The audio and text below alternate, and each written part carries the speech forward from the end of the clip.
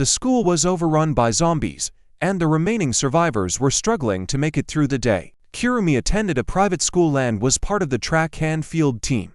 One day, during practice, she accidentally fell, all because the boy she was in love with, named Katsuragi, walked by in front of her. Afterward, Kirumi went to the infirmary, where the nurse, Megumi, provided her with first aid. Incidentally, Megumi was also a teacher at the school. Yuki, like Kirumi, was a frequent visitor to the infirmary. A little later, Kirumi tried to get on her bike but fell again because of Katsuragi's sudden appearance. The two of them ended up walking home together. On the way, they talked about all sorts of things, and Kirumi found it all incredibly enjoyable. The next day, she rushed to the nurse's office to share the details of her adventures from the previous day. Yuki overheard everything and urged Kirumi to confess her feelings to Katsuragi, while Megumi encouraged her to be brave and fearless. But Megumi had to leave, as the president of the gardening club was waiting for her. Before she left, she invited Kirumi and Yuki to join the club. The story then shifts to their gardening club, where they prepared snacks together. At the table, Yuki mentioned wanting to gather some green onions. To do so, they climbed to the rooftop, where they had a small vegetable garden. Once they gathered what they needed, they returned to their classroom, where the students were amazed by Yuki's gift. However, it turned out to be just a hallucination in her mind. In reality, the world outside was in ruins, shattered glass everywhere, and zombies wandering the streets. While the other girls and the nurse were brainstorming ways to secure their safe zone, they were relieved that the rooftop garden temporarily solved their food problem. However, surviving solely on vegetables would eventually lead to malnutrition. To address this, Kirumi and Yuri ventured to the cafeteria to search for essential supplies and meat for a balanced diet. Approaching the first floor cautiously, they saw several zombies roaming the hall. Yuri had prepared some ping-pong balls in advance and threw them in different directions to distract the zombies. Despite their efforts, another zombie emerged and lunged at Kirumi. Yuri, paralyzed by fear, did nothing at first. It was only when another zombie appeared that Yuri finally acted, eliminating the threat and helping her friend.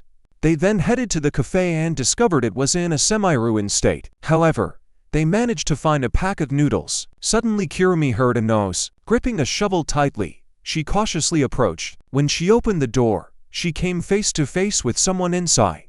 It turned out to be a surviving student. For safety, they conducted a thorough check to ensure the newcomer wasn't injured. The student was Mickey, a second year who had been hiding in the cafeteria since the outbreak began. During dinner, they ate the Italian noodles they had obtained at great risk. Despite the cheerful atmosphere, Mickey appeared troubled. She worried that their food would eventually run out and didn't want to sit idly by. She couldn't understand how anyone could remain so optimistic in such a dire situation. The next day, Mickey was told that Yuki used her cheerful outlook as a way to shield herself from the harsh reality of the zombie apocalypse, choosing to live in a fantasy world where no zombies existed. A few days later, Mickey searched the staff room and took whatever she thought might be useful. However, Kirumi noticed this and told her it was pointless to search for keys or other items, as the entire building was surrounded by zombies, and there was no way out. Mickey, frustrated, couldn't understand how they could just wait for help that might never come.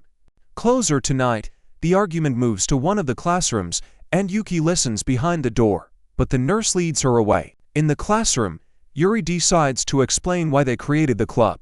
The story takes us back to the very first day. The girls, standing on the roof, notice that people below suddenly start running somewhere. Some of them begin biting each other for no apparent reason. The entire school descends into chaos. Kirumi is in shock when, suddenly a girl falls from the sky. In the next second, the girl turns into a zombie. Kirumi sits frozen in horror. A caring upperclassman rushes over, grabs Kirumi, and quickly leads her away. On the way, Kirumi encounters a bitten classmate and notices that her eyes have already turned pale, but Kirumi remains stunned. In a critical moment, Katsuragi shields Kirumi, sacrificing his own arm. When they finally reach the roof, Yuki notices the mark on Katsuragi's arm and realizes he will soon turn into a zombie. Everyone panics and rushes downstairs, unaware that it is even more dangerous there. The teacher tries to stop them, but it is too late. Seeing the zombies approaching, the teacher can only close the door and block it with a heavy object. Katsuragi asks them to stay as far away from him as possible and decides to confess that he likes Kirumi. However, right after saying those words, he turns into a zombie, and Kirumi ends his existence. The school and even the entire island are in chaos. Only one teacher and 3 students remain alive. They write a plea for help on the roof, hoping a rescue team will find them. As evening approaches, they decide to create a school life club. The next day, Mickey decides to leave the school alone. To do this, she activates loud sounds from the speakers, attracting most of the zombies. However, before she can leave the school grounds, Yuki catches up with her and begs her not to leave. Mickey refuses and begins searching for a suitable car. Meanwhile, the other girls rush to the room where the music is playing and turn off all the devices, which causes the zombies to notice Yuki and Kirumi. The 2 manage to hide on the roof of a car, but the other girls quickly find them and help them return to the school. The next day, Kirumi and Mickey are tasked with going to the storage room. On their way, they encounter a few zombies, which they handle with ease. But at the storage room, they hit the jackpot, a pile of boxes filled with food. While transporting the supplies, a zombie appears. Kirumi raises her shovel to attack it but quickly realizes that the zombie looks a lot like Katsuragi. Memories of pleasant moments with him flash through Kirumi's mind. Being in love with him, she hesitates. The zombified upperclassman doesn't waste time and knocks Kirumi to the ground, intending to bite her.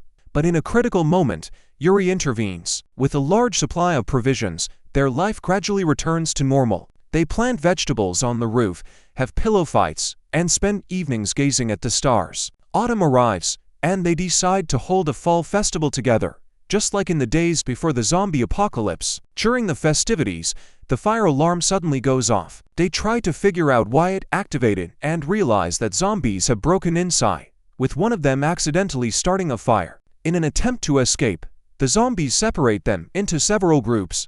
Kirumi tries to hold off a couple of zombies and urges the other girls to run as fast as they can. Kirumi manages to make it to the roof and climbs onto a ventilation ledge. Beside her appears the ghost of Katsuragi, who tells her he admired her determination never to give up. Kirumi realizes that she has every chance to leap over the zombies and escape. With a swift dash, she reaches her shovel and continues moving forward. When she finally reaches the classroom where her friends were hiding, she doesn't see anyone and begins to think they're gone. But suddenly, from around the corner, she hears their voices, and together, they manage to fend off the zombies.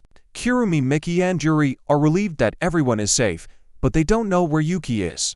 During their conversation, not a single word is mentioned about Megumi. Later, they find Yuki and discover that Megumi had turned into a zombie on the very first day.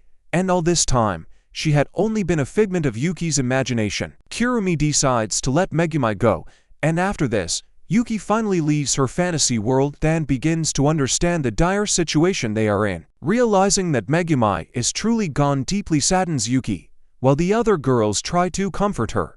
After some time, they realize that zombies have broken into the school. The food is spoiled, and both the electricity and water supply are starting to fail. This leads them to conclude that staying in the school is no longer an option.